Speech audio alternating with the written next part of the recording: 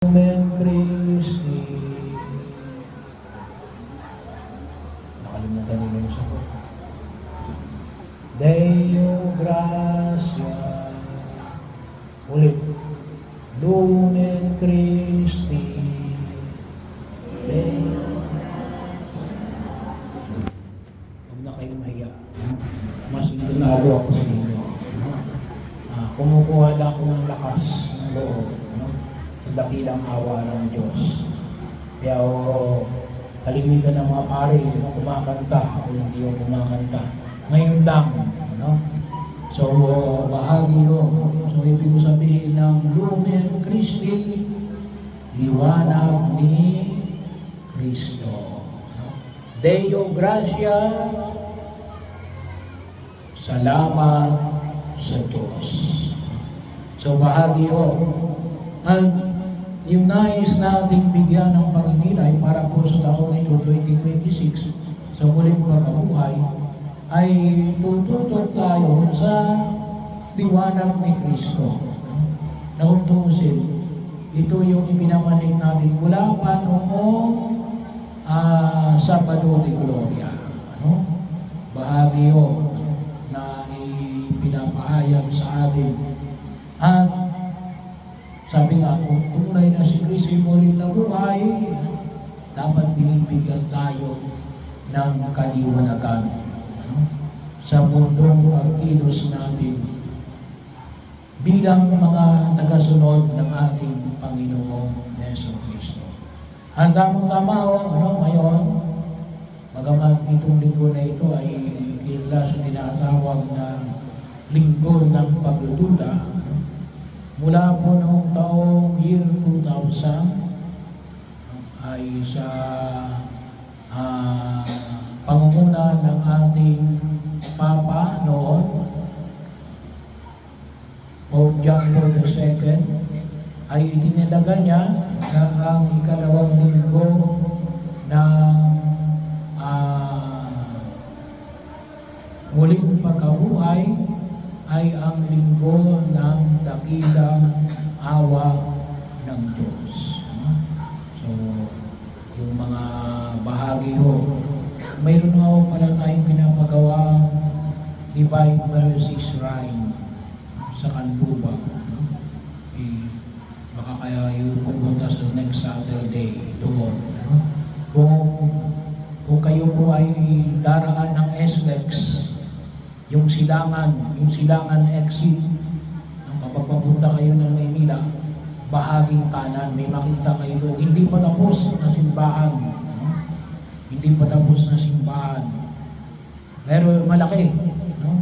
Yun ay ang magiging diocesan shrine ng Divine Mercy. Bahagi ho yun na kung saan ay patuloy ninyong ipanalangin. Pagkakataon para tunay nating maramdaman yung awa at pagpapatawad ng Diyos. At sa kapistahan kong ito, dalawang bagay ang nais ko bigyan ng diin. Dahil sa muling pagkabuhay ng ating Panginoong Jesucristo, alam natin, ngayong panahon na ito ay tayo ay maraming takot. Hindi naman nawawala yung takot eh. Bahagi na yon ng pagkilos natin sa daigdig na ito. Kaya gawa ng krisis na dumarating sa atin, sabi nga ho natin, ay dumadagdag at parang sa tingin natin, parang hindi nababawasan. Parang sunod-sunod. Ay bahagi rin mo yan, ng nakaranasan ng mga alagad. Sino ang mga alagad din? Nasa krisis din. Bakit? Nakapilit ang kanilang mga pito. Natatakot sa mga Hudyo. Baka sila ipakulong at ipapatay. Bahagi yung dawa ng pagsunod nila kay Jesus. Pero sabi nga ko natin, marami tayong pangamba, marami tayong inaalala, bahagi ho yung mga hamon ng daigdig na ito. Pero nawa, yung muling pagkabuhay ng ating Panginoon sa Kristo ay maipamalas natin sa paanong pamamaraan sa Ebanghelyo, ay yun ang binanggit ni Jesus nung siya'y muling nagpakita sa kanyang mga alagad.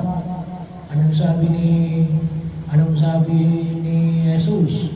Sumahin niyo ang kapayapaan. No? Nais ng Diyos na magkaroon tayo ng kapanatagan, ng kalooban. Huwag tayong matakot. Huwag tayong mangamba. Bahagi mo yun. Naranasan na natin yung marami ng krisis, COVID-19. Yung mga krisis na nakita natin sa ating pamilya, sa ating barangay, sa ating bayan, at kahit na sa mundong ginagalawan natin. Pagkakataon na kung saan makita natin, magtiwala tayo kay Jesus na muling nabuhay. Magtiwala tayo na hindi niya tayo pababayaan. Kaya nga, iniligtas tayo sa pamagitan ng kanyang paghihirap, pagkamatay sa krus, at muling pagkabuhay sa gitna ng ating pagiging makasalanan at sa gitna ng ating pagiging mahina. Bahagi yun na huwag natin kaligtaan. Kaya ito yung pinapamanig, dakilang awa ng Diyos, divine mercy. Pagkakataon na huwag natin kalimutan sa mundong ginagalawan natin. Kaya lang, sabi nga natin, bakit hindi natin napapakinabangan? Nakakalimutan tayo na ating magdasal. Nakakalimutan natin ang Diyos. Alam niyo kung minsan, dumarating yung kaisipan na kaya siguro dumarating yung krisis sa atin. Kasi hindi natin napapahalagaan yung dakilang awa ng Diyos. Baka, well, akin lang yun. Hindi ko sinasabi na yun din yung gusto ng Diyos. Pero palagay ko, hindi yung gusto ng Diyos. Kasi ang gusto ng Diyos ay kaligtasan. Kaya lang kumisan, hindi mo may alis na. Kaya baka tayo binibigyan ng krisis, gawa ng alin. Nawawala tayo sa ating pagkilala sa dakilang awa at pagpapatawad ng ating Diyos. Kaya ano yung kinakailangan natin gawin? Magdasal. Kaya patuloy tayong magdasal. Hindi lang sana sa panahon ng nobinaryo. Kaya po yung devotion ng Divine Mercy, tuwing Biyernes, yung pagdarasal ng chaplet, yun po nagbibigay ng kapanatagan ng kalooban. Alam nyo, kung minsan, kapag halimbawa, kayo ay takot na takot, magdasal kayo. Magdasal kayo. Makita ninyo na alin, magpapagabag kayo. Kayo ay nagkakaroon ng panic attack. Marami ngayon, uso ngayon, panic attack. Ang tawag, kasi naririndi. Tumahimik kayo, magdasal kayo. Bahagi yun na nais na yung pagkaloob ng Diyos. Kasi yun ang nais niyang makanta ng tao. Alam niyo kung minsan, hindi lamang yung ang tawag na natin ngayon ay alin yung crisis natin, mga stress sa buhay. Yung stress natin, hindi lang kung minsan panlabas. May panloob. Naalala ko tuloy yung isang doktor kasi nagsusumbong sa kanya yung kanyang isang pasyente. Sabi sa kanya, Dok, ako ay hindi na kumakain ng matataba. Ako ay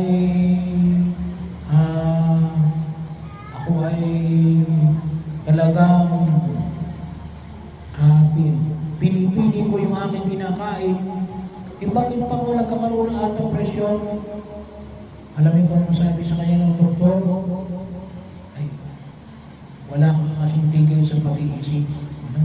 Overthinking. Kaya kung minsan hindi natin napamalayan yung pag-overthink natin, ay nakakadagdag ng stress natin. Yun ay stress na galing sa loob. Hindi yan galing sa kapitbahay mo. Hindi yan galing sa mga anak mo. Kung minsan Helen, ay ikaw mismo may gawa. Ay, hindi gusto ng Diyos na ikaw na stress. na ikaw ay magkaroon ng krisis, anong gusto na ngayon ni Jesus? Kapayapaan, kapanatagan ng kalooban, bahagyo. May mga balakid na harapin natin, pero nawa, makita natin na binibigyan tayo ng lakas. Kaya nga, yung sinabi niya na sumainyo ang kapayapaan sa Ebanghelyo natin ngayon sa araw na ito, ilang beses? 3. No? Sa loob ng misa, kapag tayo nagdiriwang ng misa, every time na kayo magdiriwang ng misa, sinasabi ng pari na rin, sumainyo ang kapayapaan, magbigayan kayo ng kapayapaan sa isa't isa. Hindi sinabi ng pari na magbigayan kayo ng stress. Magbigayan kayo ng kapayapaan. Saan na natin makukuha yan? Kay Jesus. Sa dakilang awa ng Diyos. Doon lang natin makikita yan. Kaya lumapit tayo kay Jesus.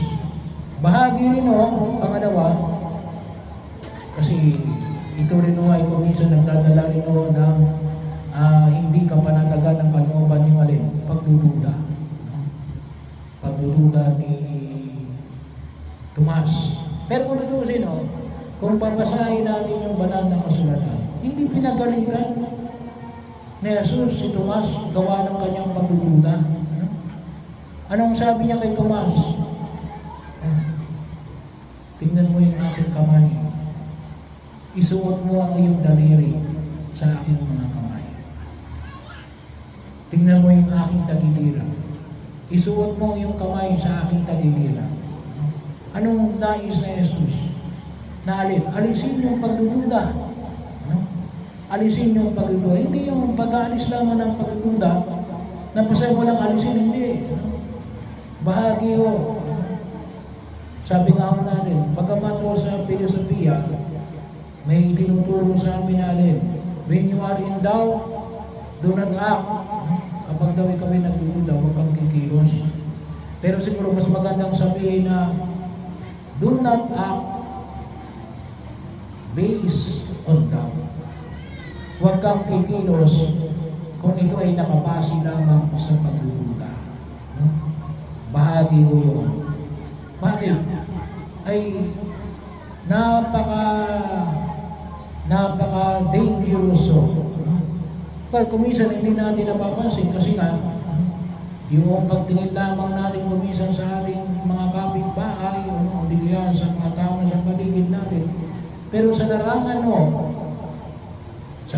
ng ekonomiya at sa kalamaran din ng pandaigdigang kapayapaan, napakahalaga yung katiyakan. Yung katiyakan. Kasi halimbawa may mga yan, may tindahan.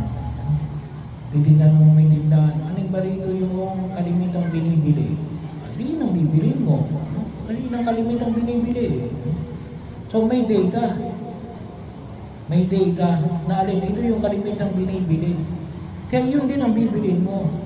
Pero kapag ang binili mo ay yung tinatawag nating slow-moving item, yung hindi na yung mayroong bumibili pero lingguhan lang ang buwanan at yun ang stock mo, malulugi ka. Devastated ka. Masisira yung puhunan mo, mabubulok yung paninda mo. So bahagi rin. Pero gusto ni Jesus, lalong-lalo na sa usapin ng muling pagkabuhay.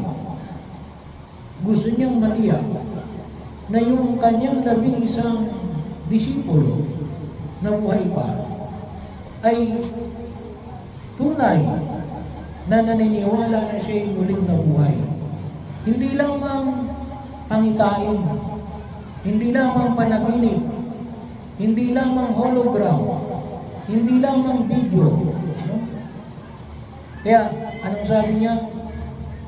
Isuot mo ang iyong daliri sa aking mga sugat sa kamay. Kaya yun naman, huwag natin kalimutan.